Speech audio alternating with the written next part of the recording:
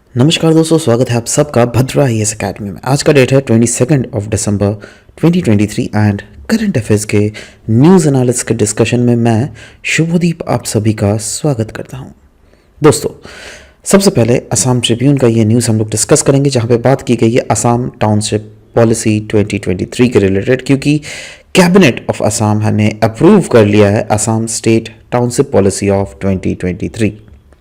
और इसका main M पता है क्या है? मेन एम यही है दैट कैसे प्लान्ड टाउनशिप को बिल्ड किया जा सके overall various parts of Assam में। सो यस, ये जो है ये रेगुलेट और गाइड करेगा ग्रोथ ऑफ अर्बन सेंटर्स। देखो क्या है ना, दैट असम ही नहीं, अगर पूरा इंडिया देख लोगे, यस अनडाउटेडली अर्बनाइजेशन बहुत ज्यादा बढ़ रहा है, राइट। और अभी जो अर्बनाइजेशन जो बड़े बड़े एरियाज में बन रहा है ना, पता है people do prefer township areas, right. Now township areas क्यों प्रेफर करते हैं? क्योंकि टाउनशिप एरियाज में एक बहुत बड़ा एरिया में कुछ कुछ पर्टिकुलर जो है कम्युनिटीज जो है एक साथ रहती हैं, राइट। सो ये जो बोला गया है that without such policies cities and township में एक्सपीरियंस हैफहजार्ड डेवलपमेंट। अब ऐसा नहीं है दैट टाउनशिप नहीं होने से कोई रीजन डेवलप नहीं होगा, बिल्कुल होगा। बट टाउनशिप का फायदा यह है दैट एक ही बिल्डर के द्वारा बिल्डअप किया जाता है, एक प्रॉपर प्लान रहता है, और उस प्लान को देखने के बाद ही वहां के लोग उस टाउनशिप में बेसिकली वेरियस बिल्डिंग्स को परचेज करते हैं, राइट। और यहां पे वही बोला गया है दैट अगर इस टाइप के पॉलिसीज ना हो तो सिटीज एंड टाउनशिप में एक्सपीरियंस हैफहजार्ड डेवलपमेंट, मतलब डेवलपमेंट तो होगा बट हैफहजार्ड वे में, जिसके कारण इश्यूज हो सकते हैं जैसे कंजेशन, इनएडिक्वेट इंफ्रास्ट्रक्चर, इन्वायरमेंटल डिग्रेडेशन भी हो सकता है। बट इस टाउनशिप पॉलिसी के रिलेटेड अगर फ्यूचर में कोई भी टाउनशिप्स अगर डेवलपमेंट हो रही है असम में, right, so that has to follow the certain criterias जो क्या इस पॉलिसी में मेंशन किए हुए होंगे, right. Now according to this policy a builder can erect a township on only 60% of his plot। जैसे सोचो ये बिल्डर ने 100 यूनिट का एक प्लॉट खरीदा, ठीक है। अब उस 100 यूनिट में सिर्फ वो 60 यूनिट में ही टाउनशिप को बिल्ड कर सकेगा, और बाकी जो 30% होंगे ना वो रोड्स के लिए उसको छोड़ने पड़ेंगे, है ना। इनफैक्ट बोला गया है 10% of the flats erected in such township will have to be reserved for economically weaker sections as well. जो 10% से फॉर एग्जांपल यहाँ पे 1000 फ्लैट्स बने, राइट, तो 1000 में 100 फ्लैट्स तो उनको रिजर्व करने पड़ेंगे इकोनॉमिकली वीकर सेक्शंस पीपल के रिलेटेड, ठीक है। डिफरेंट अदर डिसीजंस भी कैबिनेट के द्वारा लिए गए थे, जैसे मुख्यमंत्री आवास योजना ग्रामीण के अंडर गवर्नमेंट ने बोला है दैट हम लोग इरेक्ट करेंगे 1.30 लाख हाउसेस, किनके लिए? होमलेस लोग जो असम में रह रहे हैं ना, है ना। और ये भी अंडर किसके लिए किया जाएगा? अंडर किस स्कीम के अंडर? प्रधानमंत्री आवास योजना के अंडर। इनफैक्ट इनमें भी जो 10% हाउसेस रहेंगे ना उनको टी गार्डन लेबर्स के लिए सेटअप किया जाएगा। मतलब से for example tea garden labours के जो लीनिएज है ना आने वाले, जैसे बच्चे या फिर तो अगर सोचो उनके बच्चे अगर खरीदना चाहे तो yes that will B reserved for them, ठीक है। यही नहीं, जो APSC एग्जाम में वाइवा वॉइस होता है ना, उसमें अभी आपको नंबर कितने मिलते हैं? 275 में आपका मार्किंग किया जाता है ना, तो कैबिनेट ने बोला है नहीं, हम इसको 275 से घटाकर 180 करेंगे। इससे क्या होगा ना, एक बैलेंस हो बैठेगा between the written examination and viva voce, ठीक है। तो ये कुछ कुछ अलग डिसीजंस थे, इसीलिए मैंने सोचा चलो इसी आर्टिकल में ही डिस्कस कर देता हूं, आपके लिए बेहतर होगा। नेक्स्ट हम लोग बात करेंगे असम ट्रिब्यून में ये टेलीकम्युनिकेशन बिल जो कि रिसेंटली पास किया गया है बाय गवर्नमेंट। नाउ इससे फायदा क्या होगा दैट सरकार जो बोल रही है ना दैट ये सरकार कंट्रोल कर सकती है टेलीकम्युनिकेशन सर्विसेज को in the interest of national security. तो सवाल होता है ये टेलीकम्युनिकेशन बिल जो आया है ये क्या नया बिल है या पुराने ऐसे बिल एग्जिस्ट करते थे उनको रिपील करके नया बिल आया है? जी हाँ, पुराने जो बिल्स एग्जिस्ट करते थे बहुत सारे, जैसे Indian telegraph act of 1885, Indian wireless telegraph act of 1933, वैसे ही telegraph wireless unlawful possession act of 1950, right. और इन सबको तो रिपील किया ही गया है, बट साथ ही साथ TRAI that is telecom regulatory authority of India act 1997 जो है ना, उनमें भी कुछ अमेंडमेंट्स लाए गए हैं, उसके बाद लाया गया ये टेलीकम्युनिकेशन बिल, राइट। तो डिस्कस करते हैं इस बिल के प्रोविजंस मेजर। सबसे पहला प्रोविजन है authorisation of telecom related activities. Now बोला गया है दैट प्रायर अप्रूवल को ऑब्टेन करना फ्रॉम द सेंट्रल गवर्नमेंट बिल्कुल मैंडेटरी हो गया है कोई भी सर्विस प्रोवाइडर्स को। क्योंकि अगर आप एक सर्विस प्रोवाइडर हो, for example Reliance Jio, right, एक सर्विस प्रोवाइडर है, राइट, तो वो क्या करना चाहता है, टेलीकॉम सर्विस, तो आपको सेंट्रल गवर्नमेंट का अप्रूवल लेना पड़ेगा इसके लिए, है ना। आपको अगर अपने टेलीकॉम नेटवर्क को स्टैब्लिश या फिर ऑपरेट या फिर एक्सपैंड करना है, उसके लिए भी आपको सरकार का परमिशन चाहिए। अगर आप रेडियो इक्विपमेंट प्रोसेस करना चाहते हो, for that also you need the consent of the government of India, right. In fact bill कहीं ना कहीं अलाउ करता है गवर्नमेंट को, द गवर्नमेंट जो है टेक बैक कर सकता है स्पेक्ट्रम दैट इज अनयूटिलाइज्ड, है ना, and also allow for sharing, trading and leasing of spectrum. मतलब इस बिल के अंदर क्लियरली मेंशन किया गया जो अनयूज्ड स्पेक्ट्रम है वो गवर्नमेंट अगर चाहे तो फिर से ले सकता है, और साथ ही साथ इन स्पेक्ट्रम को शेयर या फिर ट्रेड या फिर लीज भी किया जा सकता है। दूसरा, change in allocation of spectrum. Now spectrum जो है इसको असाइन किया जाएगा by auction, but her cases के लिए नहीं, कुछ कुछ ऐसे केसेस है जो कि एक्सेप्शनल केसेस हैं। जैसे बोला गया है, in some specific use case spectrum will be allocated on a administrative basis, that is it will be allocated by the government only, है ना। ना कौन कौन से ऐसे एस्पेक्ट्स हैं जहां पे गवर्नमेंट ही सिर्फ स्पेक्ट्रम को ले सकती है, वो है नेशनल सिक्योरिटी और डिफेंस के रिलेटेड, डिजास्टर मैनेजमेंट के रिलेटेड, वेदर फॉरकास्टिंग की अगर बात करें, रेलवेज का बात करें, या फिर सैटेलाइट सर्विसेज जैसे DTH, satellite telephony, BSNL, MTNL, या फिर डिफरेंट अदर ब्रॉडकास्टिंग सर्विसेज भी इसके अंदर आते हैं। इनफैक्ट आपको एक चीज याद रखिएगा, सर सुप्रीम कोर्ट जो है ना, उन्होंने भी 2012 को एक रूल आउट किया था जहां पर उन्होंने बोला था that there should be competitive auctioning for distribution of natural public owned resources जैसे स्पेक्ट्रम, और तब से जो है स्पेक्ट्रम को बिडिंग प्रोसेस के थ्रू ही एलोकेट किया जाता है। नेक्स्ट जो इसके प्रोविजंस है इस बिल के, उसमें है पावर ऑफ इंटरसेप्शन।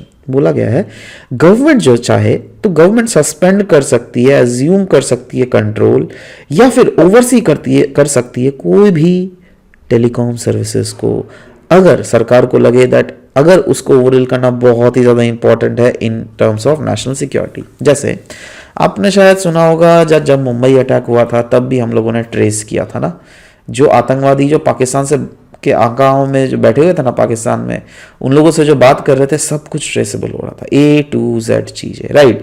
तो कहीं ना कहीं ये बिल एम्पावर करता है central as well as state government को या फिर गवर्नमेंट ऑथराइज्ड ऑफिसर्स को, दैट वो अगर चाहे तो दे कैन सीक इंटरसेप्शन या फिर डिस्क्लोज या फिर सस्पेंड कर सकता है of powers in case of public emergency.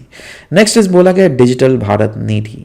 देखो पहले भी ऐसा फंड था जिससे अनसर्व्ड एरिया में सर्विसेज प्रोवाइड की जाती थी, है ना, और उस फंड का नाम सिर्फ चेंज किया गया इनटू डिजिटल भारत निधि। तो याद रखना ऐसा सिंपल क्वेश्चन भी आ सकता है आपके प्रीलिम्स में। वैसे तो देखो ये पूरा एनालिसिस है जो कि आपको मेंस के बारे में आ सकता है, दैट बताओ भाई इस बिल के प्रोविजंस क्या है, इससे फायदा क्या क्या होगा, राइट। बट इसके भीतर से प्रीलिम्स का ये क्वेश्चन बिल्कुल नहीं पूछा जा सकता है क्या, ये लोग पूछ ही सकते हैं दैट बताओ भाई डिजिटल भारत निधि जो कि एक अर्लियर फंड था to provide telecom services in unserved area, है ना, या फिर एक ऐसा फंड का नाम बताओ अमंग द फॉलोइंग, 4 ऑप्शंस दे देंगे जिसमें एक ऑप्शन रहेगा डिजिटल भारत निधि और पूछेगा ये कौन सा फंड है जो कि प्रोवाइड करता है telecom services to under reserved area, so that will be digital Bharat Nidhi, right.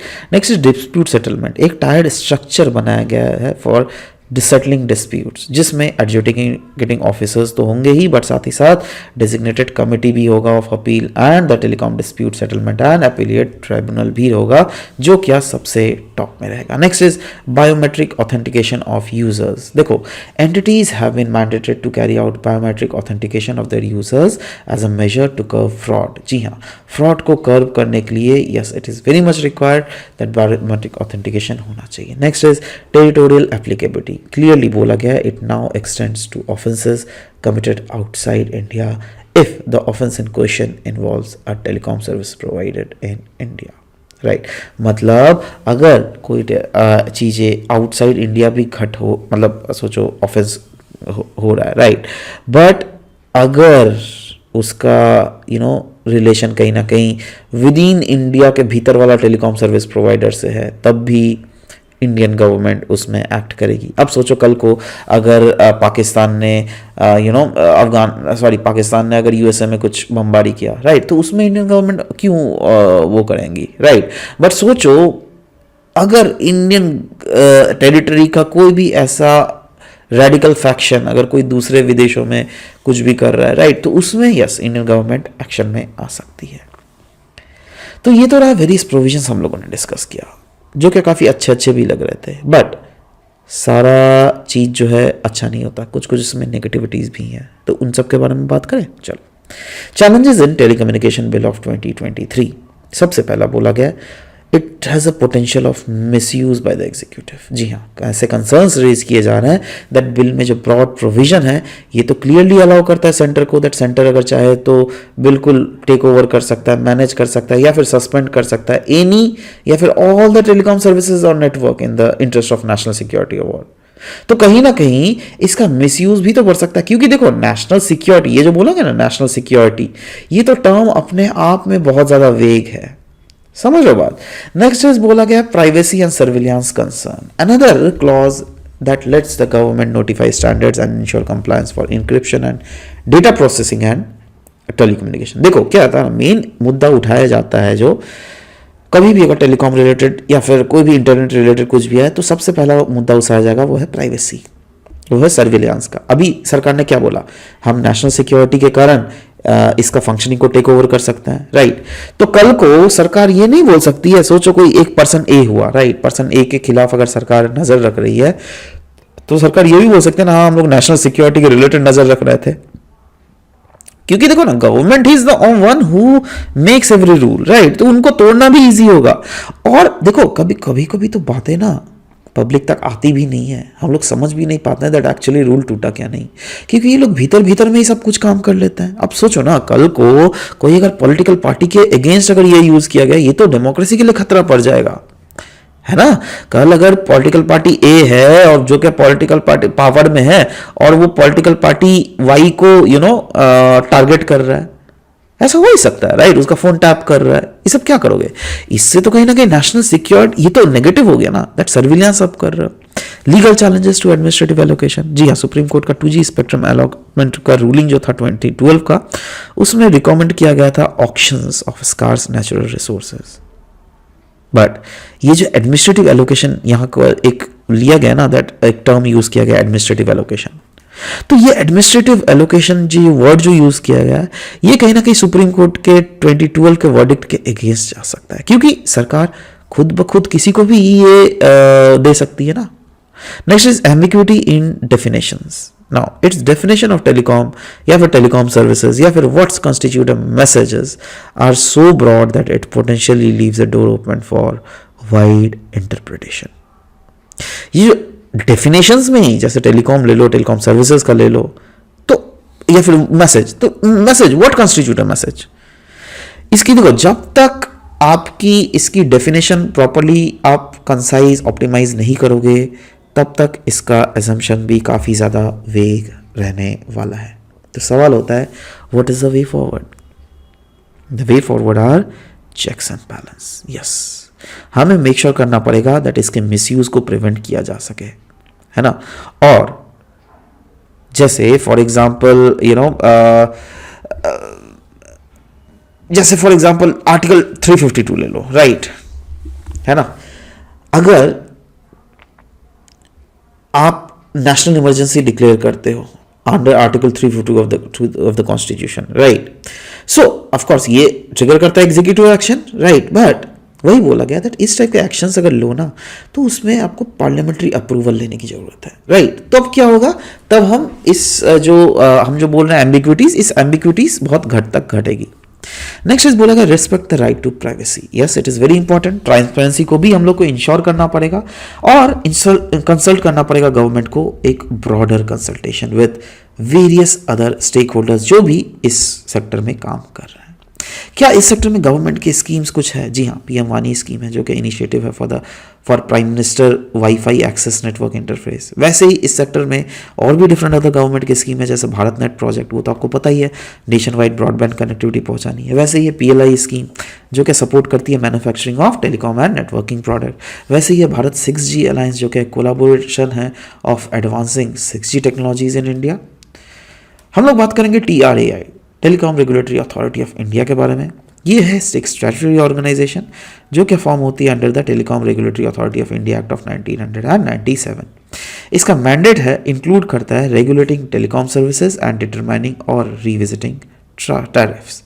TRAI act जो है इसको अमेंड किया गया था जिससे क्रिएट किया जा सके telecommunication dispute settlement and appellate tribunal, जो क्या हैंडल कर सके एडजुकेटरी या फिर डिस्प्यूट जो भी डिस्प्यूट्स हैं उसको प्रॉपर्ली टैकल किया जा सकता है। नेक्स्ट हम लोग बात करेंगे corporate social responsibility and north east. कल के आर्टिकल में ये आर्टिकल था which I missed out, so I am giving the analysis today. Right now clearly बोला गया है corporate social responsibility in north east region meant philanthropy. North east में जो है ना कॉर्पोरेट सोशल रिस्पॉन्सिबिलिटी जो है ये क्या है? अच्छा, ये पहले आपको पता है ना, इतना तो पता ही है, इकोनॉमिक तो पढ़ा ही होगा कॉर्पोरेट सोशल रिस्पॉन्सिबिलिटी क्या होता है। देखो क्या होता है ना, दैट बहुत सारे कॉर्पोरेट्स होते हैं वो बहुत अंधाधुंध पैसे कमाते हैं, ठीक है। अब कॉर्पोरेट सोशल रिस्पॉन्सिबिलिटी क्या होता है, दैट आप अगर एक पर्टिकुलर लिमिट से ज्यादा प्रॉफिट कमा रहे हो तो आप उसका प्रॉफिट का एक पर्टिकुलर परसेंट 2 से 3% आप खर्चा करोगे। कॉर्पोरेट सोशल रिस्पॉन्सिबिलिटी है, मजबूरी है ना। इसका मतलब ये नहीं दैट आई कंपनी जो अंधाधुंध कमा रही है इंडिया से, वो इंडिया को भी कुछ तो दो यार फ्री का, है ना। और ये पहले भी बोला गया था, बट पहले क्या होता ना, बहुत सारी कंपनी देती नहीं थी, इसलिए एक कानून ही बना दिया, ले भाई तेरे को देना ही पड़ जाएगा, राइट।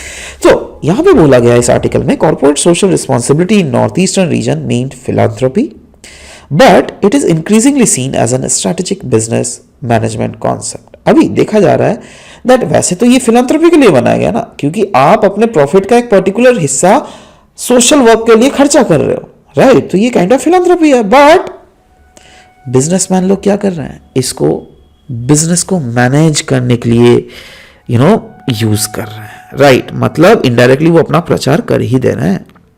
कॉर्पोरेट सोशल रिस्पॉन्सिबिलिटी एक मैनेजमेंट कॉन्सेप्ट है जो कि डिस्क्राइब करता है how a company contribute to the well being of communities and societies through environmental and social measures.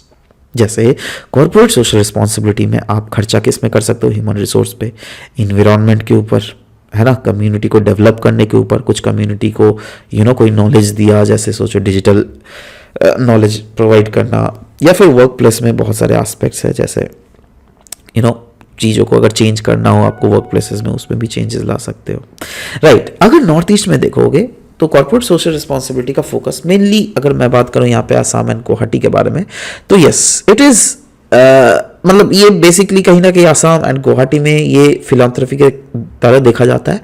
But recent time में ऐसा देखा गया है दैट जो कंपनीज CSR एक्टिविटीज करती हैं वो अपने फायदे के लिए बेसिकली CSR को यूज कर रही है as a business management concept, थोड़ा टैक्स को छुपाने के लिए, थोड़ा ये करने के लिए, right. Now according to ministry of corporate affairs, 4 north eastern states जो है उसमें देखा गया रिकॉर्ड 200% का जंप इन CSR फंडिंग, और वो भी कब, 2015 से लेकर 2019 के बीच में। मतलब क्या मैं बोल सकता हूं that Assam is one of the biggest beneficiary of it? Yes, absolutely. So, Assam saw a total corporate social responsibility expenditure of around 163 crore, जिसमें 169 कंपनीज ने इन्वेस्ट किया वेरियस सेक्टर्स में। मेघालय में अगर देख लीजिएगा CSR that is corporate social responsibility का project focus mainly करता है health care, education, environmental sustainability में, जिसमें आता है फॉरेस्ट कंजर्वेशन, जिसमें आता है water resource management. In fact Manipur में अगर बात करें देन कॉर्पोरेट सोशल रिस्पॉन्सिबिलिटी का फोकस था on health care, education and sports development initiative. Similarly different other states of north east देख लीजिएगा, जैसे मिजोरम, नागालैंड, त्रिपुरा, अरुणाचल प्रदेश, यहां पर CSR प्रोजेक्ट जो है बहुत sectors of economy and human development में लगाए जाते हैं। और टॉप सेक्टर्स जो कि CSR एक्टिविटी के थ्रू आसाम में कंट्रीब्यूट कर रहा है वो कौन से सेक्टर्स है, वो है हेल्थ, वो है एजुकेशन और रूरल डेवलपमेंट। राइट।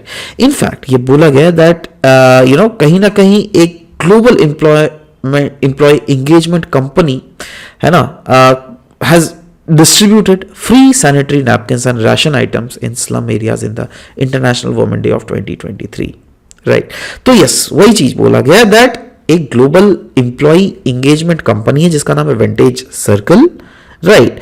अब ये वेंटेज सर्कल इन्होंने क्या किया है, इन्होंने इंटरनेशनल वुमेन्स डे 2023 के उपलक्ष्य में फ्री के राशन आइटम्स और फ्री के सैनिटरी नैपकिन्स डिस्ट्रीब्यूट किया। तो ये भी क्या, ये भी मतलब these are the normal things that has happened throughout the Assam. Right.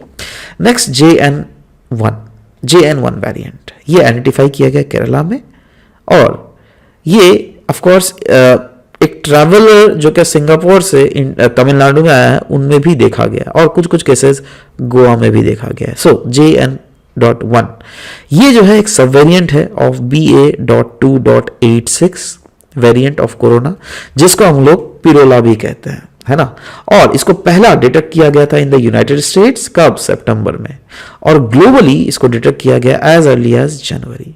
In fact अगर इस पोटेंशियल अगर इंपैक्ट देखोगे JN.1 का, दैट इज ये जो JN.1 वेरिएंट है, ये ट्रांसमिशन और सीवियरिटी, जी हाँ, एज सच अभी तक कोई एविडेंसेस नहीं है जो कि सजेस्ट कर रहा है दैट ये जो वेरिएंट है ये कॉज करता है मोर सीवियर सिम्टम्स और स्प्रेड करता है फास्टर, बट स्टिल ऐसा अनुमान लगाया जा रहा है। देखो जब तक कोई चीज पता नहीं है ना, और कोरोना से अगर रिलेटेड हो तो डर के ही रहो, ज्यादा बेटर है ना। इनफैक्ट वर्ल्ड हेल्थ ऑर्गेनाइजेशन का अगर असेसमेंट देख लीजिएगा, वो क्या बोलती है, वो बोलती है देखो दोनों वेरिएंट पिरोला और JN.1 दोनों जो वेरिएंट है ना, it have been effectively neutralised by the serum from infected and vaccinated individuals.